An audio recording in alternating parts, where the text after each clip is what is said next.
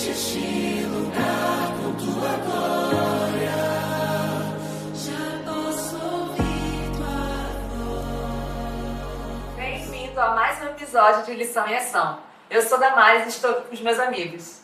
Raíssa, da Igreja de Pedras. Eu sou o Lucas, aqui da Igreja em Alma.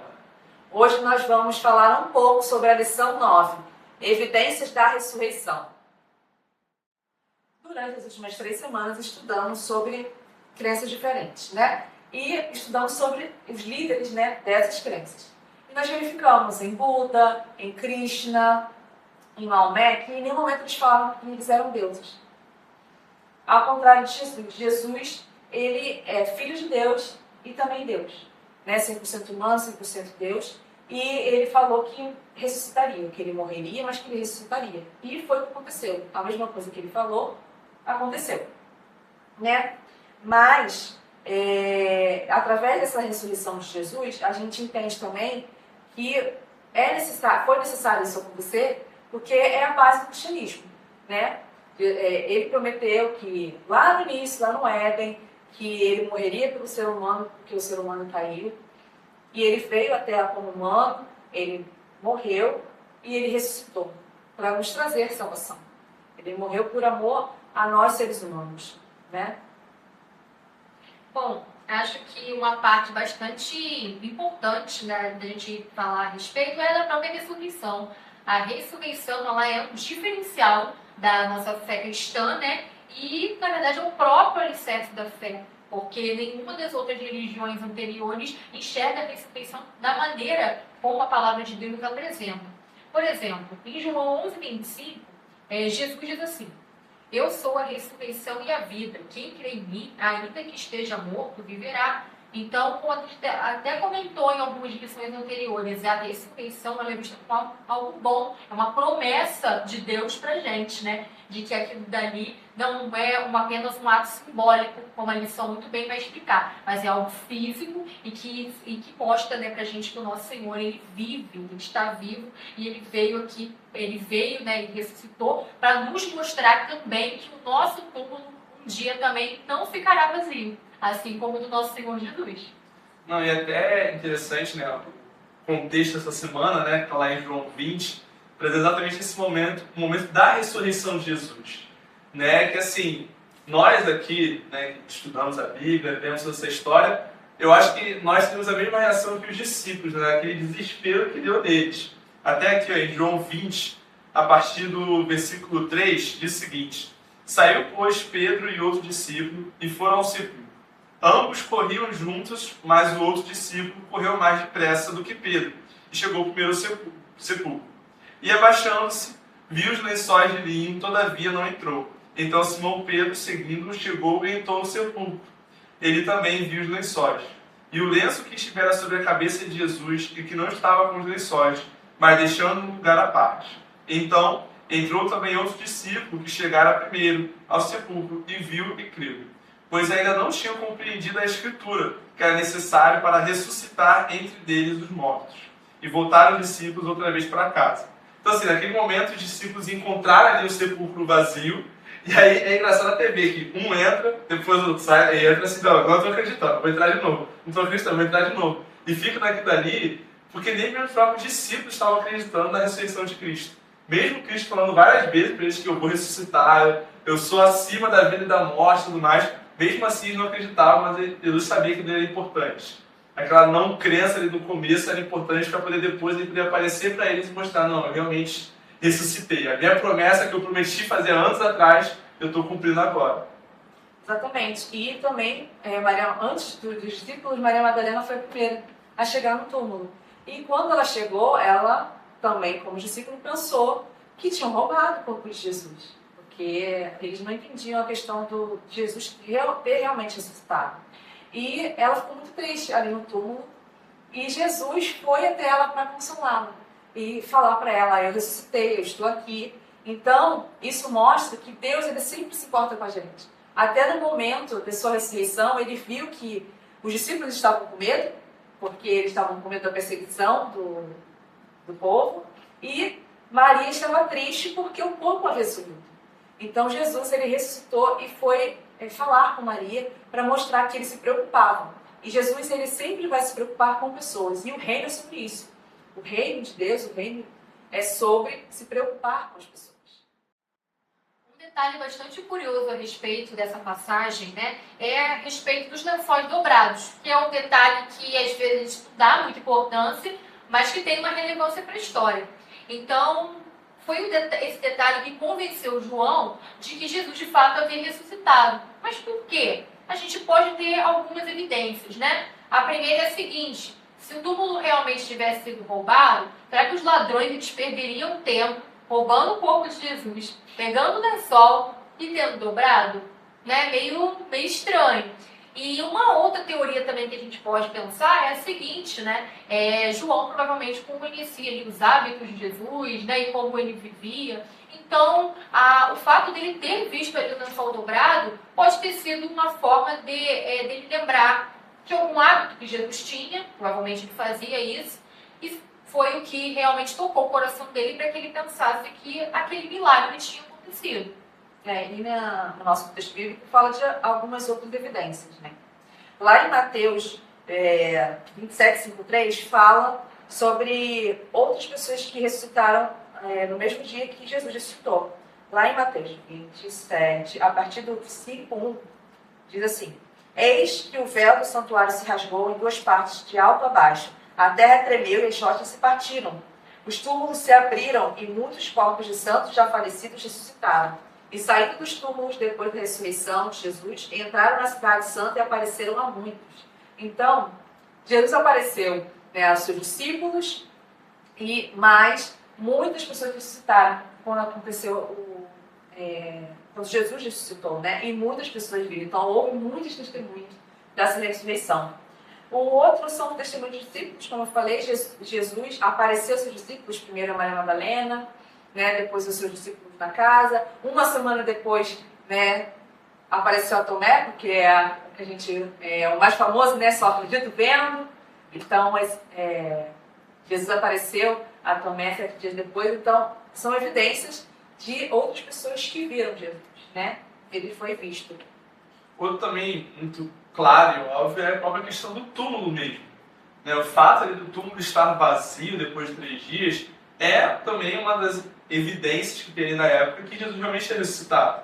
Né? Aqui em Lucas 24, no versículo 6, diz o seguinte: ele não está aqui, mas ressuscitou.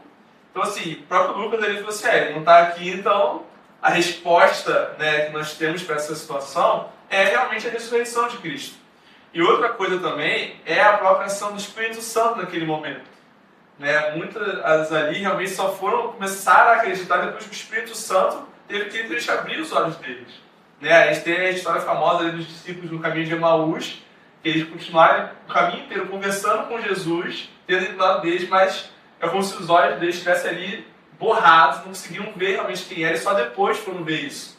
Então, assim, coisas simples, coisas pequenas, que mostram ali, nos pequenos detalhes, como Deus mostra pra gente que a promessa dele é real, que não foi somente um blefe, realmente vai cumprir a promessa dele, e que ele estava ali com o povo, ele estava ali próximo a eles, querendo ficar ali, confortar principalmente o coração deles, que estava muito aflito por conta da morte dele. E aí vem até aqui a pergunta da semana. Você já viu Deus usar algo simples para mostrar seu poder ou a sua glória? Meu nome é Juliana, eu sou da igreja de Inhaúma e eu penso e acredito que Deus se faz presente nas coisas pequenas quando a gente pede com fé. Eu passei por um problema com meu esposo, ele cortou a perna e o corte foi em cima de uma veia e esse sangramento se prolongou por um tempo e nada fazia com que eu não conseguia fazer com que o sangramento parasse. De repente eu coloquei ele sentado e lembrei de orar. E eu peguei um chumaço de algodão. Conforme eu pressionava a perna dele e orava, eu fui sentindo nos meus dedos que aquele sangramento estava sendo parado. Então, de repente, eu confiei que já havia passado por um momento de pânico e que eu não precisaria levar ele numa emergência. E creio que pela fé, Jesus acalmou a tempestade naquele momento e o sangramento foi cessando. Então, cada vez que a gente ora e busca a Deus um espírito de fidelidade a Ele, de fé, as coisas acontecem. E o fato da ressurreição de Jesus, ela tem muitas evidências baseadas na ciência, de acordo com a descrição bíblica, né?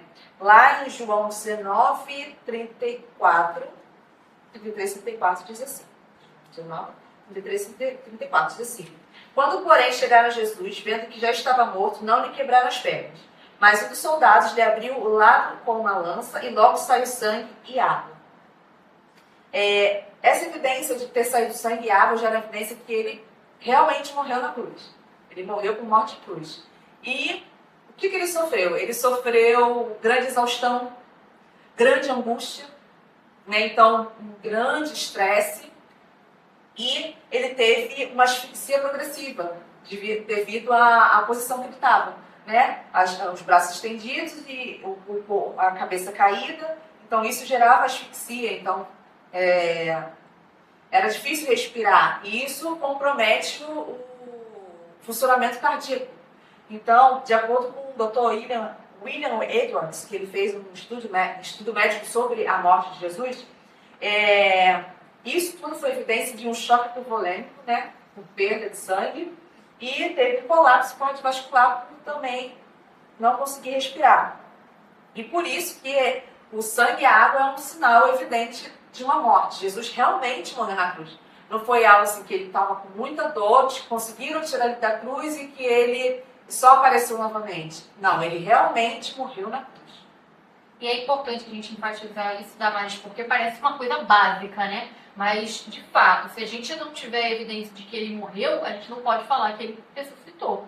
Então, tendo em vista a morte de Jesus, um dos fatos importantes para a gente falar sobre a ressurreição é o testemunho de quem estava lá vendo o próprio sepulcro vazio. Então, um pesquisador chamado Gary Berkman, ele analisa que as primeiras pessoas que viram ali o túmulo vazio foram mulheres. E aí você pode pensar, tá, mas que importância tem isso pra gente hoje? Talvez aqui no Ocidente, nenhuma. Mas pra época, o testemunho das mulheres não tinha valor jurídico.